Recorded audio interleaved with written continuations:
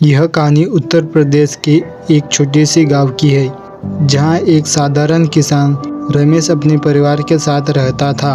रमेश के पास जमीन का एक छोटा सा टुकड़ा था, जिस पर वह हर साल खेती करता था और अपने परिवार का पालन पोषण करता। उसकी जिंदगी में संघर्ष था, लेकिन उसने हमेशा अपनी मेहनत पर भरोसा रखा। एक बार गांव में भयंकर सूखा पड़ा, जिससे रमेश की फसल बर्बाद हो गई।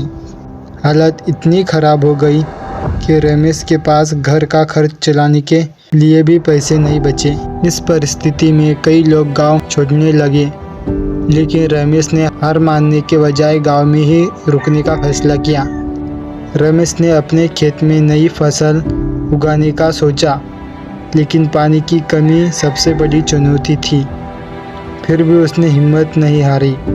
उसने गांव के तालाब से पानी अपने खेत तक लाने के लिए एक छोटी सी नहर बनाने का विचार किया, लेकिन उसके पास ना तो साधन थे न ही लोग। रमेश ने अकेले ही उस नहर को खोदना शुरू कर दिया।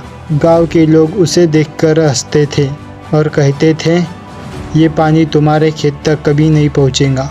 लेकिन रमेश ने किसी की बात पर ध्यान नहीं दिया। उसने कड़ी मेहनत जारी रखी। धीरे धीरे कुछ और गांव वाले उसकी मेहनत को देखकर प्रेरित हुए और मदद के लिए आगे आए। सबने मिलकर नहर को पूरा किया और तालाब का पानी रमेश के खेतों तक पहुंचाया। कुछ महीनों बाद रमेश की फसल लहराने लगी। उसकी मेहनत से न केवल उसका बल्कि गांव के कई अन्य किसानों का जीवन बदल गया। उस साल फसल बहुत अच्छी हुई, जिससे रमेश और उसके साथियों को आर्थिक स्थिरता मिली। गांव के लोगों ने रमेश को एक हीरो की तरह सम्मान दिया और उसकी मेहनत और हौसले को सलाम किया। इस कहानी से यह सीख मिलती है कि यदि इरादे मजबूत हो और मेहनत में सच्चाई हो, तो कोई भी बाधा इतनी बड़ी नहीं होती कि उसे पार न किया जा सके।